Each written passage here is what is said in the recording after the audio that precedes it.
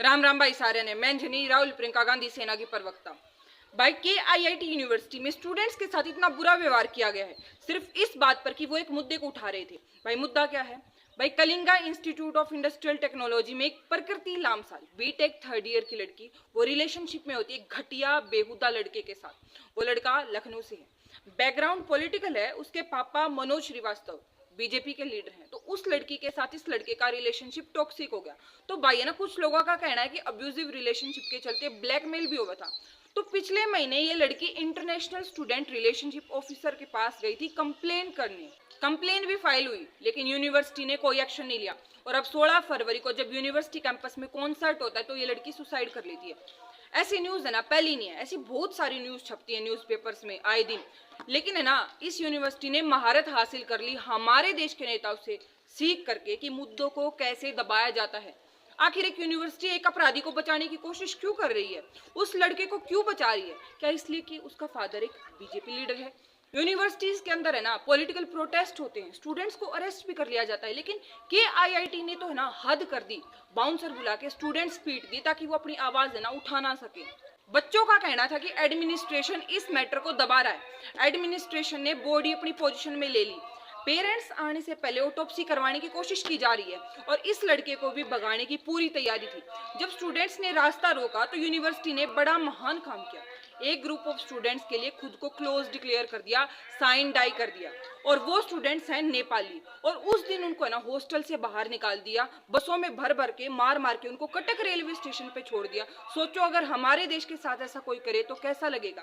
Students ने अपनी आवाज है ना उठाई सोशल मीडिया पे। मैटर इतना बड़ा हो गया कि नेपाल के प्रधानमंत्री को इंटरवीन करना पड़ा। नेपाल स्टूडेंट्स यूनियन काठमांडू ने इंडियन एम्बेसी के सामने प्रोटेस्ट करना शुरू किया। एजुकेशन तो खराब मिल ही रही है लेकिन एजुकेशन सिस्टम उससे भी खराब है और सब तय खराब है घटिया छोटी सोच वाले प्रोफेसर। मंजूषा पांडे कहती हैं स्टूडेंट्स को कि तुम हो क्या, हम तुम्हें फ्री में खाना खिला रहे हैं। यूनिवर्सिटी का जीडीपी नेपाल से भी ज्यादा है। हमारे फाउंडर 40,000 बच्चों को फ्री में खिला रहे हैं। ऐसे प्रोफेसर हो हैं तो मिली शिक्षा। और सुनो भाई, फिर ये बात कैसे संभाले हैं? रजिस्ट्रार न्यू कहे बालको तुम वापिस आ जाओ।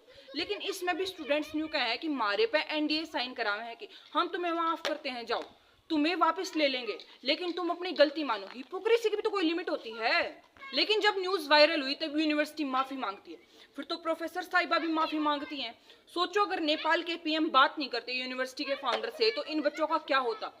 यूनिवर्सिटी पर तो एक्शन तो लेना चाहिए। अब अगर गार्ड्स और बाउंसर और प्रोफेसर को सस्पेंड भी कर दिया तो मामला दब जाएगा लेकिन सुधार को नहीं होगा कुछ भी। लेकिन सोचने वाली बात यह है कि लड़की की अपनी पर्सनल रिलेशनशिप की वजह से उसने सुसाइड किया, लेकिन यूनिवर्सिटी खुद को क्यों बचा रही है, उस लड़के को क्यों बचा रही है?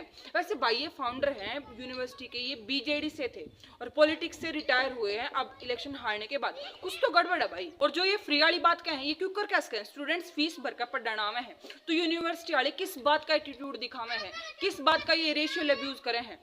सुप्रीम कोर्ट को है ना कोविडियंस के केस के अलावा है ना ऐसे मामलों पर भी सुनवाई करनी चाहिए क्योंकि हमारे देश की छवि है ना खराब हो गए है। हाँ वो अलग बात है, डे बाई डे खराबी होने लग रही है।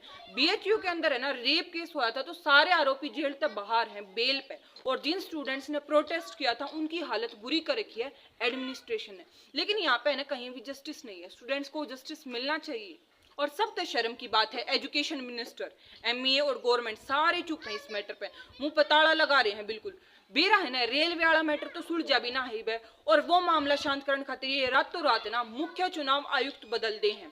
अगर नेपाल के साथ हमारे रिश्ते अच्छे हैं तो ये वो बिना रहने दे। वैसे भी है ना अपने आसपास के देशों के साथ हमारे जो संबंध है इतने अच्छे नहीं है भाई।